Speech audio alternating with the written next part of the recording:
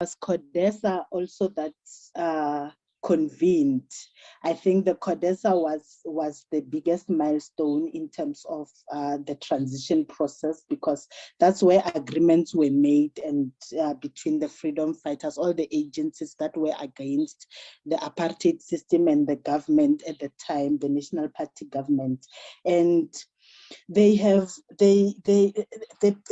basics of what the discussions and the negotiations were about were just to get the domination by majority, the free market economy, secure job and pension funds for civil servants, and the maintenance of language and cultural rights. Those are some of the things that came out of the negotiations, and the agreements were made based on those and others. And then we had our elections in 1994.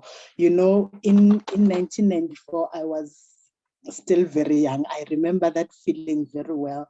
And it was the first time most of our parents went to vote, and all our sisters, brothers, and all that. But you could not deny the atmosphere.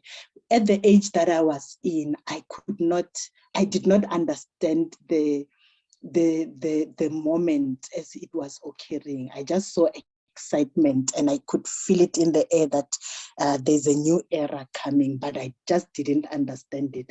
And unfortunately, as I grew up, I never got to really get the gist of what that meant.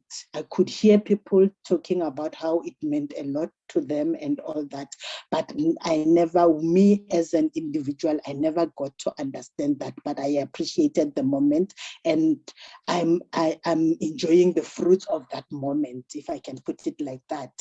Then the democracy happened, and after the elections of 94, and when the democracy happened, we know that during that first term of President Nelson Mandela, it was more of a policy development term. That's where the government was coming up with policies that would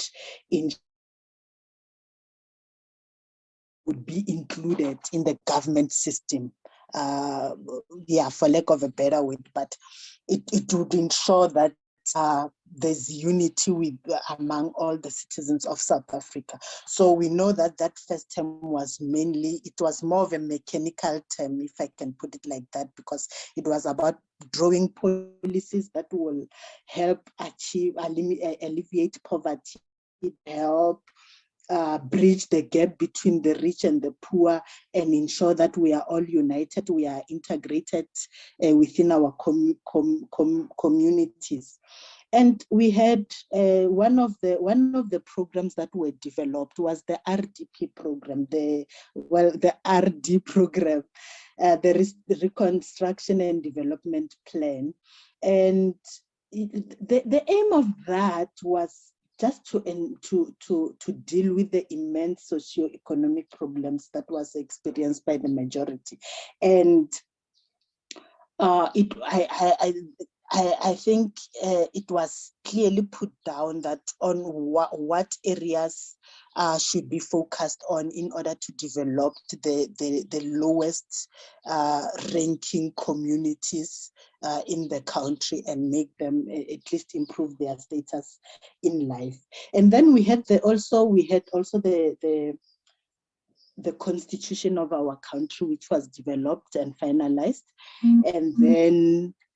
And then the constitution just ensured that it just solidified the unity of our country, make sure that all the rights of the majority and the minorities are met and are adhered to, and all the people are living in harmony. And yes, there are founding values that we find in the constitution, and there are also values throughout the constitution that we live by and we draw our policies by, and there are principles that guide us when when we do certain aspects in our lives within South Africa, either working environment or private living, we know that there are principles that we need to abide by. So it's just a clear guidance. And then there was also a policy which was developed. It's called a GEAR, GEAR, which means Growth, Employment and Redistribution Macroeconomics Policy. So this one was aimed at strengthening the economy of South Africa and increase the employment and redistribute the income across all the people, mainly the poor people. So this policy was made, it was economically focused, so that we know that as we are trying to build on the other side, we need to also be able to ensure that our economy is sustainable and grows as it should be.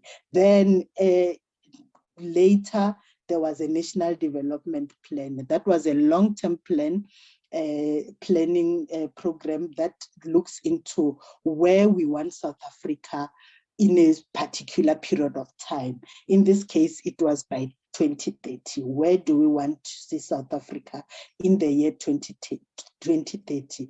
That was made in terms of the South Africa that we want to see in 2030. We are talking about where will it be economically, where will it be in terms of poverty alleviation, and just the general maintenance of our country, sustenance of our country, and how are we going to get there? I think it was given a 17-year program. It was done 17 years before 2030. I think it was in 2013, if I'm not mistaken. And that one it's the one that is guiding us currently to develop the short-term goals that we have. But those short-term goals must fit into that 2030 plan that we have. So these are some of the policies that were developed in a form of transitioning from the previous system, oppressive system, into the current democratic dispensation that we are having. So the policies were drafted from some of those programs and plans, and some of these policies were developed in order to assist to maintain the private and public sector development, to make sure that both the private and the government are able to work together in order to ensure that South Africa reaches its goal of alleviating poverty and dealing with the socioeconomics, that the economy that is faced by many of the problems that are faced by many of the people who are living in South Africa. And also making sure that we are able to compete or engage with the world in terms of economy, sustainability, and building the economy. So they had a well intention. They have a good intention because I believe they are positive documents. They are positive. They have well meaning, if I can put it like that. And if they were properly implemented, our country would be in a position wherein we are reaching to where we are getting closer to where we want to be by 2030 as planned by the NDP. And I've realized that we've got challenges as well that are giving us trouble in achieving those things. And those challenges are making it difficult for us to reach where we are and to be able to complain about things that are not happening, and to be frustrated and not be able to know how to deal with those problems. So some of the challenges that I've seen is that the transition and the policy making process was very transparent, and people's expectations were raised. People on the ground had certain expectations. They knew that now that we are in a new in a democratic world wherein we are included in all the things that government provided, we are expecting from government because they have promised. However, that there seems to be a disjuncture between the policy implementers and the people who are supposed to receive the services. And that's why we would see that there had been so many service delivery protests happening, and people would just get frustrated because they could not receive things that the government has promised them. And another challenge that we have was the implementation of law and order in the country. You know, we are unable to enforce law and order here in our country. And there could be so many things that prohibits that from happening. But what we know is that we would get frustrated as a citizen. Wherein I would report a crime, a break-in or whatever kind of crime, and the system would just somewhat find a way to let me down. And when I say me, I'm talking about citizens in our country. So you find that it becomes very difficult for us to have to have faith with our law and order services, meaning the police and the legal systems. And the other challenge that I've come across was that there is still a separation of cultural groups. I know it was talked about previously, but our constitution talked about unity. It talks about inclusivity, but we still have this separation that is happening. It's particular cultural group will think that it's superior to the other. Those are the legacies of the apartheid system, because remember that system was meant to divide and rule. And we are still experiencing such now, because even though we can still intermarry, one culture can marry the other, but there's still this perception that I'm living in this area. Why are there so many people from a particular cultural group in this area? And we talk about it as if it's a complaint. We are not talking positively about it. And the other challenge that I've encountered is the education system that we have in our country. It's not teaching our children. It's like our benchmark is so low with regards to our education system, and we seem to be comfortable with that. That is going to affect, obviously, the future of our country the way it is, because when we expect less from our children, that's the kind of future that we are building. And also the system, the education system, the way it is, it does not capitalize on the talents that our children have. You know, children have got different talents, and maybe it should be structured such that we are able to see where a particular child is competent or is good at, and build on that. It might not be holistically possible for an individual child to be looked into, but as they grow, they need to be able to have confidence of knowing that I've got a particular skill, although I'm not good at math and science, but I've got a particular skill that can be useful for my country. But at this point, we are just saying, no, if you've got a minimum mark, then you can be able to proceed further. And we find them struggling when they leave school. And another challenge is our economy, which is not in our hands. We hear on numerous occasions, our President Cyril Ramaphosa would be saying, we need investors. We need to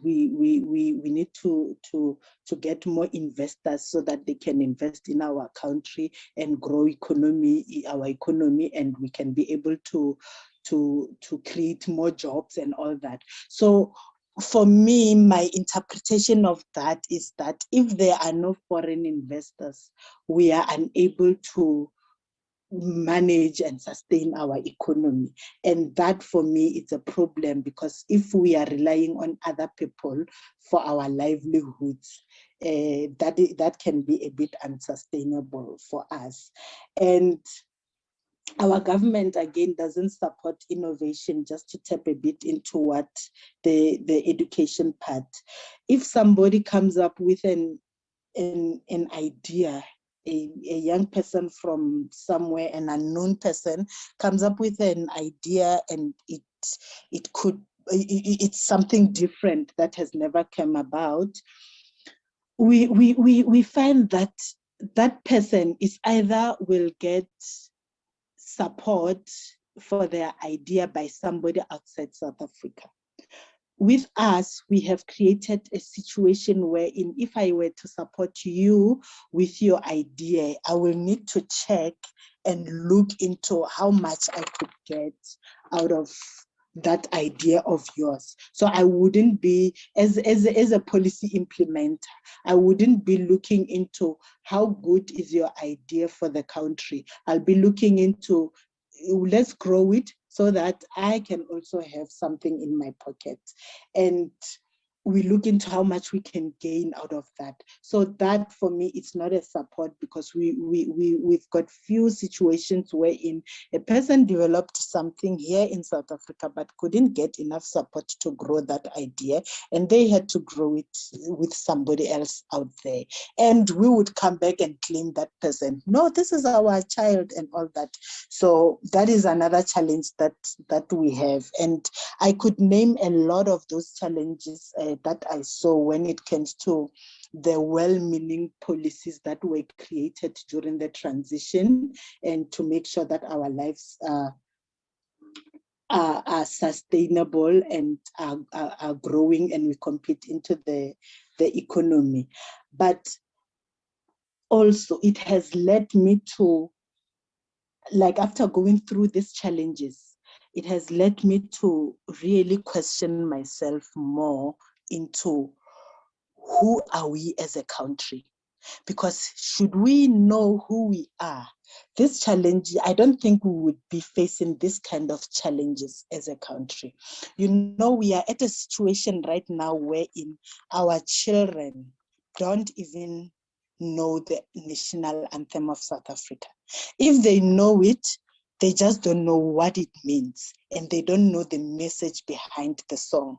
They could be just reciting it without actually understanding what it means.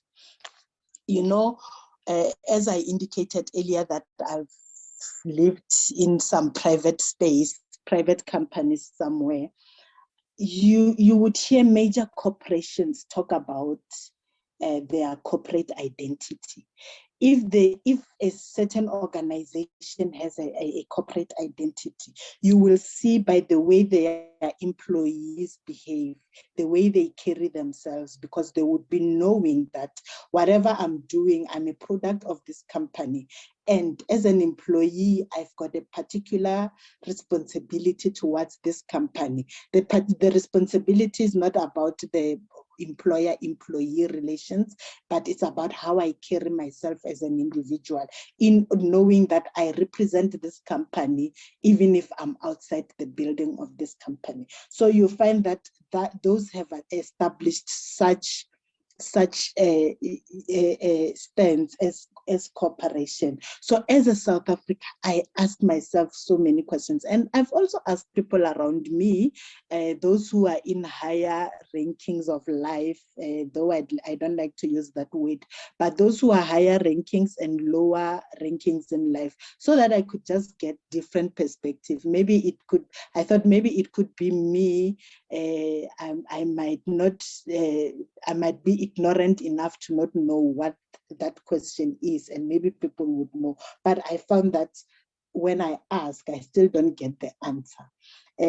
As a South Africa, what is our country about? Who are we as South Africa? What morals define us as a country? If I were to leave, or if your child were to leave and go study somewhere abroad, and they introduce themselves and say, I'm a South African, what will that mean as a person? And I know that our constitution has outlined we have founding values as a country that talks about the non-sexism and non-racials and those the sovereignty of the country, but we still lack that identity. We know that we cannot be sexist, but it doesn't mean that we are not, because somewhere when I'm sitting at the corner with my people, I can still talk particular way or do particular actions in hopes that they might not be known. So, but I'm struggling to understand that what am I about as a South African? And if there were to be we were to be attacked here in South Africa, a certain country come and attack us, and we are required to defend our country, what will we be defending? Are we in the knowledge of knowing what we are going to defend as a country, and what are we fighting for? And I feel that we are not even patriotic enough, because should we be attacked or should there be a threat of some form, we are at a place where in every man, every dog will fight for itself. I see that I will go and take my children and find a suitable corner where we can be safe and not care about my neighbor and all that. So we are not patriotic, and we cannot even fight for our maybe because we have not been in that situation, but where I'm standing, I don't see us fighting for our constitution, fighting for our values, because I don't think we actually understand those values. We still see situation wherein we still have racial lines. We would take because we talked about inclusivity, we will take our children to white schools, and the whites will take away their children away from those schools. We will go and live in the historically white neighborhoods, and they would live, and we will be there. We will just be like that. So what will we be fighting for? On paper, we are united because the policies are forcing us to be united, but in reality, I don't see us doing that. And we also see the policy implementers themselves, who are enriching themselves with the resources that are aimed to support the plans that we talked about earlier. Those plans are aimed to alleviate poverty, but instead of us working tirelessly as policy implementers, we would make sure that my pocket is filled first before I serve a particular committee. That is non-patriotism, according to me. And we also see civilians. Earlier on, I talked about the disjuncture between the receivers of services and the implementers. We see civilians where they are frustrated with government. They would destroy property. They would loot. They would just make sure that they leave nothing on their path because they are angry. If we knew our identity as a country, I believe that as a policy implementer, I would understand my responsibility to ensure that I uphold the plans and the policies that were developed during the transition period. And I will make sure that services reaches those people that those policies were aimed at. And if we knew our identity, as a civilian, I would understand that even if I have a frustration with government for not delivering services or for not doing particular aspects that will help my community. I will not destroy the very things that are aimed to make our lives easier. So we would actually protest, but protecting the little that we have. So for me, looking into those aspects, I saw that we as South Africa do not know who we are and what we stand for, because we would make sure that the little that we have is preserved and actually push the government or whoever is responsible more to ensure that what we have is able to be sustained in that regard. And we would also be ensuring that our education system is aligned with the plan, the National Development Plan, because now I feel that our students, they go from primary to high school, and then they go to tertiary and choose a course that they would qualify for because of the benchmark of their passing. So they would be limited in whatever they would study further. But those courses, they are not aligned with what we want to achieve by 2030. Then if we were to achieve what we have planned 17 years ago, in 17 years' time, how do we expect the sustainability of those projects? How do we expect to continuity and to develop them further if our we just haphazardly teach our kids everything that is in there? We are not encouraging them to fit into what we plan to achieve. We still have a long way to go as a country. Just because we reached democracy doesn't mean we have arrived. We know that, hence there were so many plans that were made. So because of the discord in our education system, we will still find a situation where in 2030, if we were to achieve that what we are saying we want to do, we will still then go down back to the drawing board and say, no, but we need to find a way of making sure that these processes or programs are able to be sustained. As I was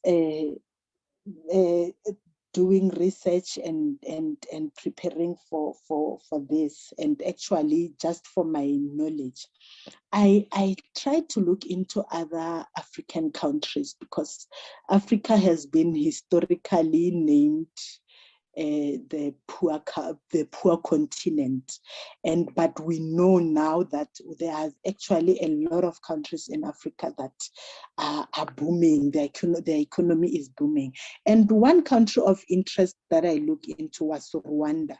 We all know that Rwanda went through a serious atrocity in 94 with their genocide, and it was just a horrible situation that they were in. But as I'm looking into Rwanda now, and as I'm looking into the way Rwanda is carrying itself, led by their president, I found myself being envious, wishing that South Africa, if we could have that, just an ounce of that commitment, because during the genocides, most of civilians from Rwanda fled the country, went to different countries around the world, and when they were there, they learned different kind of skills. They established a base for themselves when they were out there. Now their president has called them, and with the intention of rebuilding their country, making sure that their country economy is growing. And the approach that I saw them using, those people came back to their country without actually thinking twice. They came with different kind of skills. They are busy. They are participating in their economic growth, economic development. And one thing that stood out for me as I was just going through their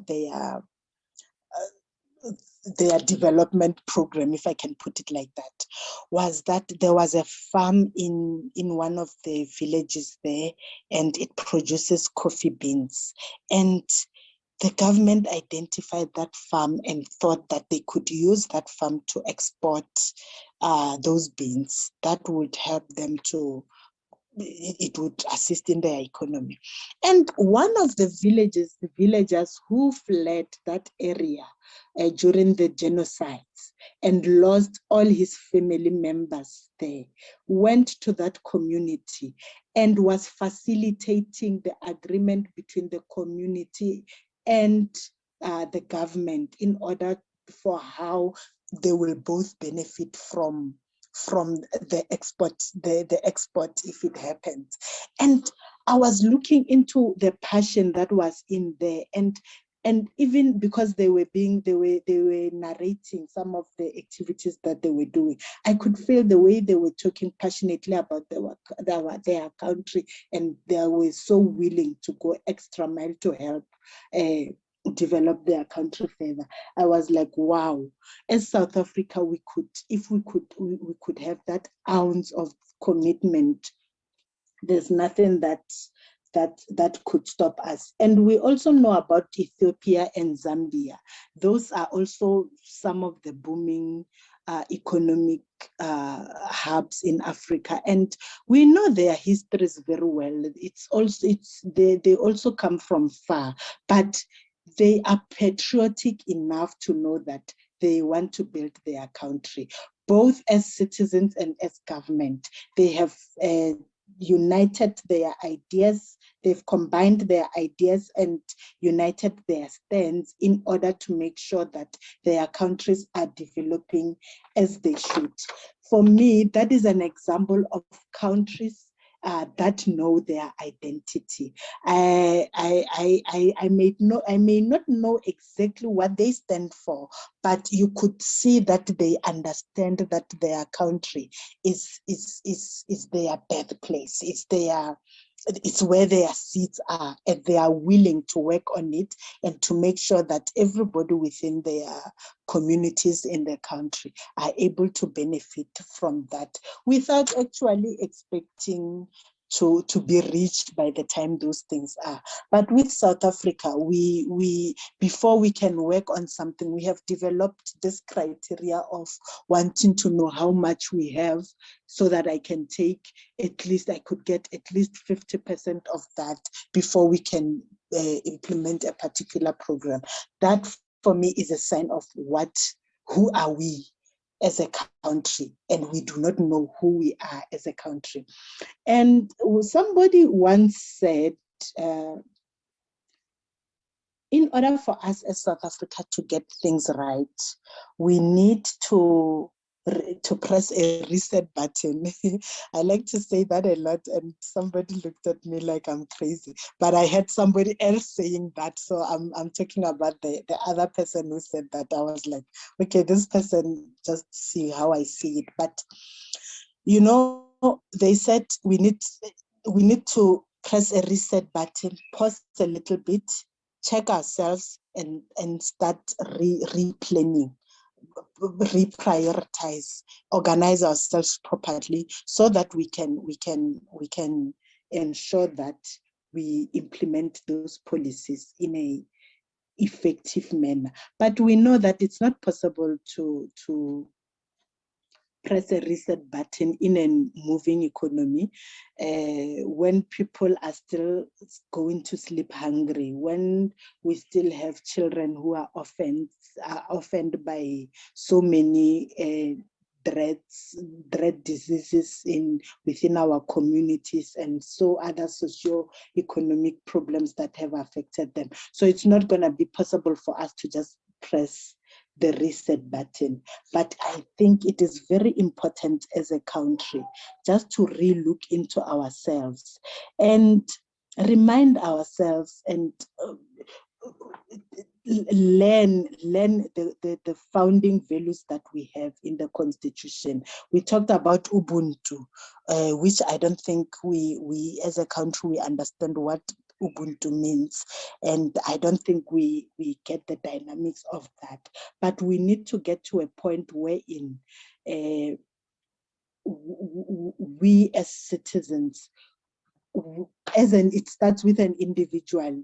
I, as an individual, before I'm a citizen, I would be saying, I'm a South African, and this is what it means to be a South African. I still do not know what it should mean to be a South African, and I'm hoping that as we talk, as we engage in the corners that we are challenged enough to ask this question: who are we as a South African, and what is my responsibility as a citizen, as an individual, to make sure to uphold the Constitution that we have, to uphold the resources that we have currently, and to make sure that our economy is growing and is sustainable. Until we get to a point of understanding who we are as citizens, what South Africa is about, I believe that we would continue to have this kind of problems. We will be drawing many plans for the next coming years, because we know that even department working in the public sector, we know that every year there's a plan that is being drawn, a 5-year plan and a 1-year plan, operations plan and all that. When you check the end of the year, they haven't met some of the targets that were planned and all that. So until we get to a point wherein we know who we are as a country, we will continue to have the problems that we are currently having. We will continue to have situations wherein we still see a crime, and there's no law and order implemented, enforced in our country. We will still see situation wherein when people are frustrated, they will destroy the properties that are supposed to look after them. And we will have a situation wherein our children will go to school, graduate, and not have employment, because our education system has been structured in such a way. So, ladies and gentlemen, thank you very much for hearing me and for listening to me. I hope we have been challenged enough to find ourselves as a country. Thank you very much. Thank you so much, Tebogo, for the thought-provoking topic. After you indicated that you would like to talk about this topic and agreed to be on this platform, I started also asking myself quite a lot of questions, many of which I could not find. You said so many profound things. For instance, the fact that we were raised in a system that says to us we need to live in separate communities. I mean, we even proudly talk about the fact that we come from Limpopo, or you come from Eastern Cape, or you come from KwaZulu-Natal, or wherever you come from, or I'm a Zulu, or I'm a whatever ethnic group there is. Whereas the Constitution says that we are united, and they say we are united in diversity. So the question would be, not necessarily to you, but to anybody who is a South African, is the united in diversity uniting us? Have we been given enough basic, teachings that will assist us to get out from the fighting mode? Because I believe how the democracy was won plays a huge role in the way we behave now. We want what is ours. We want land. We want this. We want that. We're fighting for this. We're fighting for that. And in our fighting, we don't realize that we are actually making that a habit for everybody to think that being a South African means fighting for land, fighting for this. It's good and well, but is it not contributing towards us, not necessarily knowing who we are? I cannot stand here and sit here, or even yeah, I cannot sit here and say to you, I actually know who actually I am as a South African, except to associate myself with the ethnic group that I belong to. So ladies and gentlemen, there is the topic. She presented. I'm opening up for questions, comments. She may not have all the answers, because I believe this is a question that all of us need to ask ourselves. As we discuss, I will repeat some of the questions that she posed. For instance, on the education system, the fact that it doesn't support innovation. People will first look at how they are going to benefit before they could even accept such innovation to be funded by government, for instance. We are too much compliant. We are more on the compliance mode. And in the process, we made other people angry who may not have, access to things that those who are working have access to. So who are we as a country? She's posing the question. Those who have got comments or would like to pose questions, over to you. But Tebogo, what I have raised, if there's in any way a chance for you to be able to assist, we'll appreciate, because this is going to be watched by so many people. Some are even struggling to connect, and they're saying, please share the video because we wanted to be part of it. So yeah, over to you, those who would want to pose questions. We are not as many today, and welcome to those who join us a bit late. The topic is, who are we as a country? Referring to South Africa in this case, but it can be applicable to any other country or any person who is staying in a specific country. Any question? Any comment? The good thing is I can see the names, so I can just point at you. I can just point at you and ask you to make a comment. I'll start with Tembisile. Who are we as a country in your view? And based on the presentation, you may have joined a bit late, but I'm sure you might have heard some of the things that were raised as we were discussing. Can you hear me, Tembisile?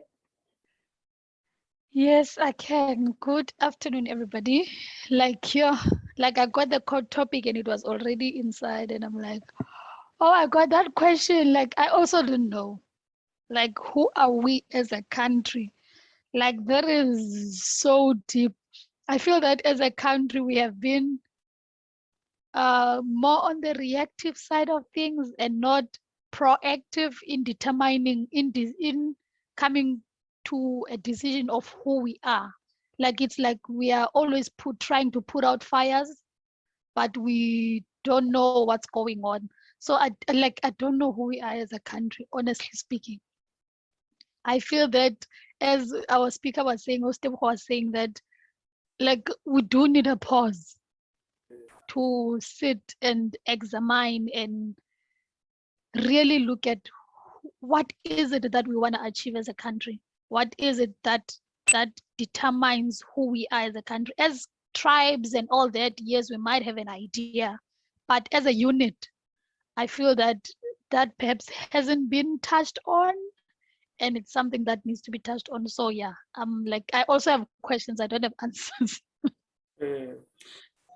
Yeah, thank you so very much. I'm actually, there's so much running in my mind now, and I'm even asking myself, is it really necessary for us to identify ourselves based on our ethnic groups? Why can't we be called South African? I'm a South African.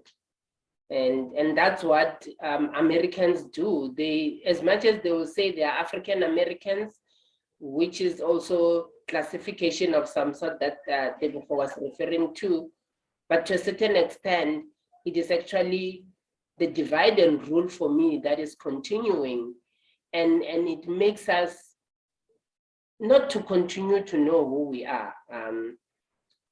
Unlike other countries that would say to you proudly, so I'm a British, or I'm a British, or I'm an Italian.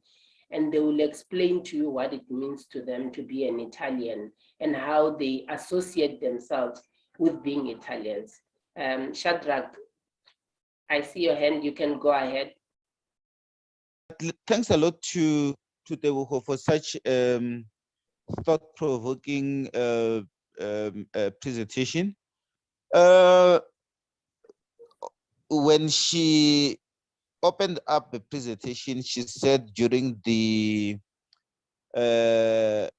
president of Nelson Mandela, it was the transition focused more on the policies, and she touched on RDP, which was to improve the life of the historically disadvantaged. But now, South Africa is one of the countries with highest service delivery protests, simply because people are not happy with the services that they are received, either from their local, provincial, or national government. This is the question that maybe I should pose, not necessarily to the presenter. Our service delivery challenges and the related bottlenecks, are they a function of policy, or are they a function of competence? That will be my question. Secondly, it will just be a comment. We spoke of a genocide that was in Rwanda, and I'm happy she made a link on the question of culture and tribal classification in our country. And lest we forget that genocide in Rwanda was the sort of a contest in quotes between the Hutus and the Tutsis in that particular country. And it's just a comment to say the dangers of one classifying himself or owing allegiance to a particular tribe as opposed to the other. I was just interested in the linkage between the two. That is not necessarily a question. It was just a comment. Thank you very much. Tebogo, would you want to take a bite on some of the questions? I know you may not have the answers because this is like a huge elephant. But I think with us discussing, it will actually assist us. I read somewhere where they indicated that, I can't remember the name of the country, they indicated that how they identify themselves. Yeah, it was the Japanese. They identify themselves was through making sure that the kids are taught about the manners from the beginning, the values of the country. So from grade 1 to grade 3, these kids are taken through a rigorous process of being taught about who the country is, what are the manners they need to project when a person meets a Japanese, this is how you behave, and these are the manners that we subscribe to, something that I don't think as South Africans we have. So I think that is, you even alluded to Tebogo as you were presenting, that we don't even understand the values and or the values in the constitution that we are said to subscribe to, or even the Ubuntu that we constantly talk about. Then how can we stand and say we know ourselves? So please try to take a bite on it. Yeah, the network is really quite challenging today. but please try to respond if you can. It's an elephant we're going to chew. Yeah. Okay. Thank you very much, Tembi. I couldn't get your question. The network was a bit rusty there. I'm gonna ask you, can I please try to deliberate on the ones that the Shadrach has spoken about. And I'm gonna request you to please pose the question that you've raised earlier. Okay. Is it fine? Yes, it's fine. Yeah. Okay, thanks.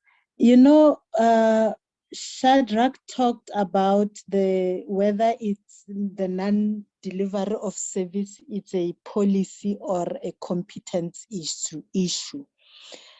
I think when we talk about, my understanding is when we talk about implementation of any sort, that is competency related, because I'm expected to implement a particular program. It means I've got the tools, the knowledge, and all the right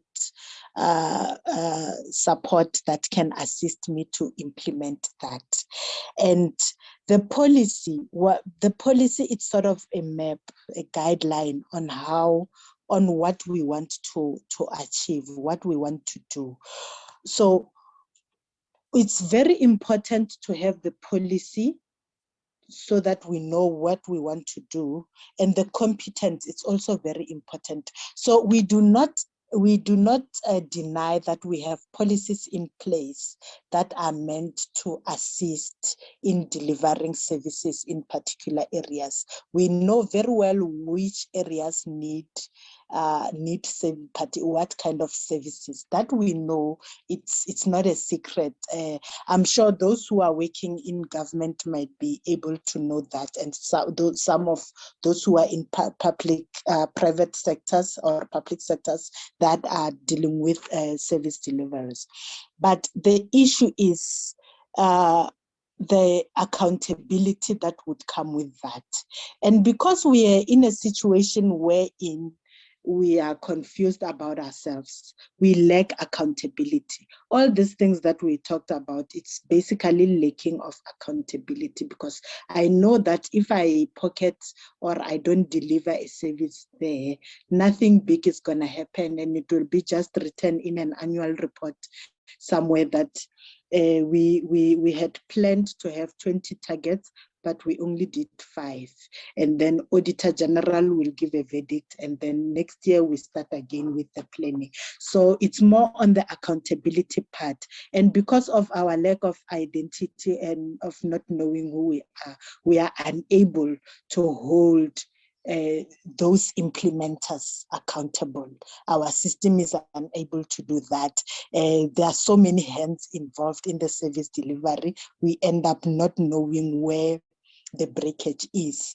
When it comes to the genocide, you rightfully indicated, I didn't want to tap into what caused the genocide. My linkage was more on the after effects more than what the causes were. But you rightfully indicated that it was more of a tribal issue than anything, of which when we get further into the politics and what, we will know that what influenced that. But if we are not careful with ourselves the way we are in South Africa, the unity that we are continuously singing that we have, but knowing very well that we do not have, we're gonna end up in a situation wherein we are further segregated. And the question of, do we know who South Africa is, should be able to, as Tembi indicated earlier, should be able to blur those tribal lines that we have.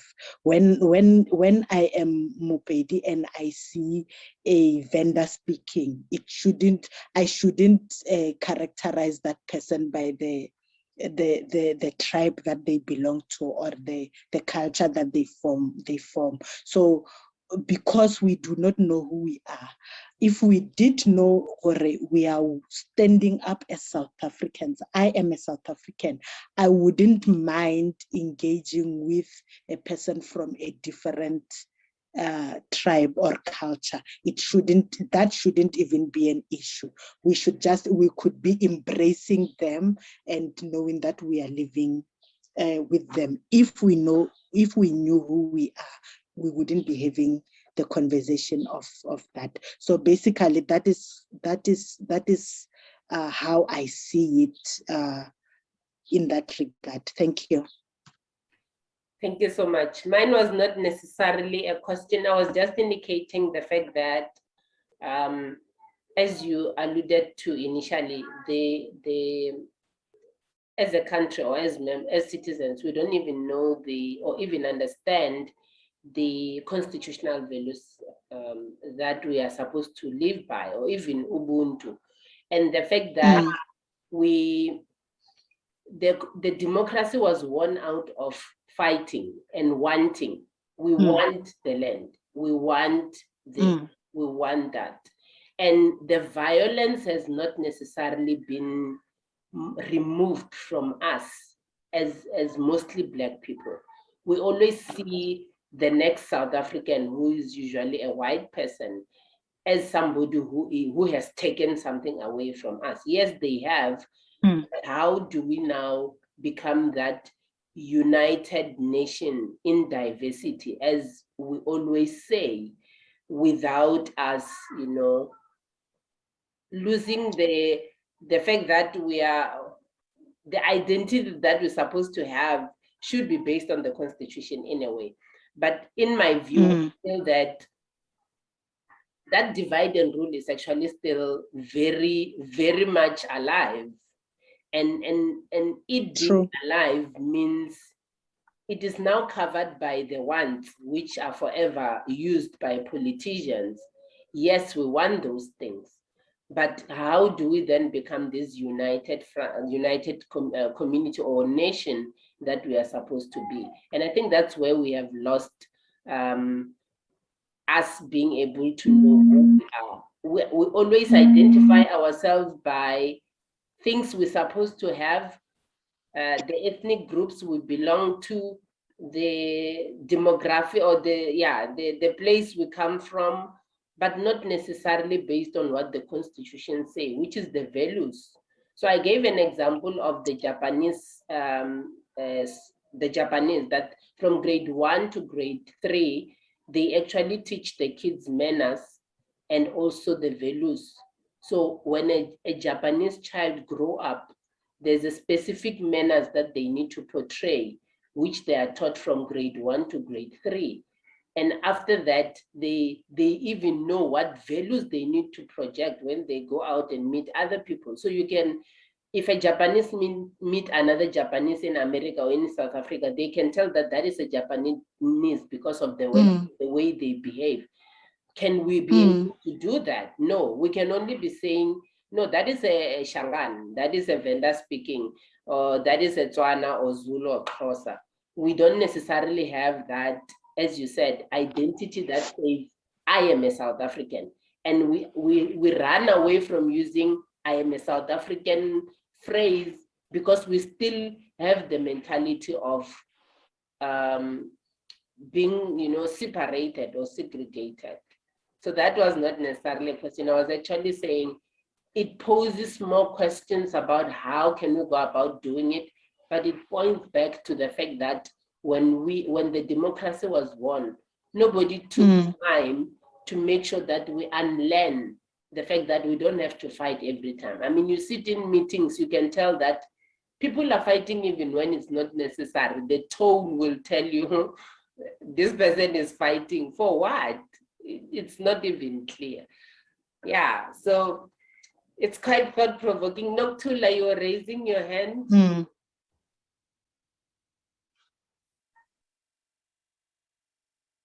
Noktula, we apologize for the network, ladies and gentlemen. It's throwing people in and out. Yes. Yes, you can go ahead. Noktula. Hi, lady. Yes. I greet you all. How are you? Good, I and also you? have similar problems with network today. And unfortunately, I didn't even see to hear the presentation, but I was just on my own thinking that, if you ask me, who am I? I don't know whether to say, it seems like we are a lost generation, even in the country, because when you talk about Ubuntu Tembi, it just reminded me that our country is losing on that one because, for example, I will make just a scenario, not that I'm promoting the looting that was going on. We saw how the police were going inside people's houses, especially the informal settlement areas. I don't know whether they were identified as people who were more thieving and taking stuff than those that we see driving big cars, carrying big fridges and screens to their homes, but we never saw any police going into any suburbs to check. But I do know that at some point they do have number plates of those cars. But what was surprising is to see our subsmen and women are taking informal settlement people, even inside the household. You can see the clothes that are there, the look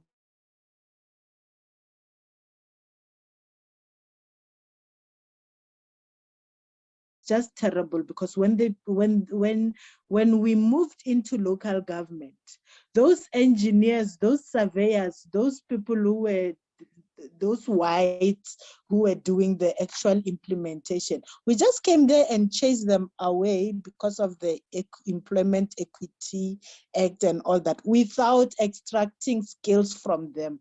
Now, here in Polokwane, we see that they would dig a street, put in pipes, a month later pipe burst, then they would dig again and put. So we just got excited with the transition, and we did not really sit down and look what it entails. I mean, Tembi raised an issue about the elder within a community who would make sure that boys would do certain jobs for the community, and girls knew they had certain responsibilities within the community. But now we are saying we can, I mean, we used to say a community raises a child, but now I can't even tell your child, discipline your child if I see them misbehaving on the street. You as the parent will come to me and fight with me to say, look, you cannot talk to my child like that. So we are in a very, very discussed position. And I think our challenge now, if we want to secure a better future, is for us to plant the idea of knowing ourselves, finding ourselves as a country. Yes, it's easy to identify ourselves as with our tribes and all that. That we know, and I know that as a particular tribe, I stand for what. But we need to come to a point wherein we know that as a South African, irrespective of the tribe that I'm in, this is what we stand for. And I think we need to start planting this idea, because now we might not have answers that who are we and who do we want to be. But one thing I know is that the freedom fighters fought for unity, fought for inclusivity, and yeah, those others. Maybe we can use those to find ourselves in order to alleviate this cultural division thing. Thank you. That is so true. I'm sorry, the system, I mean, the network kept on kicking me out. But when I was cut off, I was saying Western Cape now wants to be an independent state. And if we are talking about the one and united South Africa, I'm now wondering how that is going to pan out. Is it an indication of the fact that they are realizing that we do not understand, or the current ruling party does not understand the fact that we need to be united? I think, as you said, it's questions that we may not be able to answer now, but I think it's something that we need to continue asking ourselves, and find a way of contributing and giving inputs as part of the communities where we reside. We hope that this engagement will actually continue. In the next session, we're going to be hosting a colored gentleman who is having a campaign that is saying, we are neither considered Black, neither are we considered white, we are called colored, but we have to be classified according to our color and what ethnic group do we fall under, and what kind of, why do we have to be racially divided? Are we not South Africans? So this is a conversation that needs to continue in order for us to be able to say to the leaders, you are not doing us any favor by continuing to say, we need to fight, we need to fight. We need to be united and know each other and know ourselves and be able to identify who we are based on what the Constitution says. So thank you so very much, Tebogo. Would you like to have the closing remarks as we wrap up, if there's no other question or comment?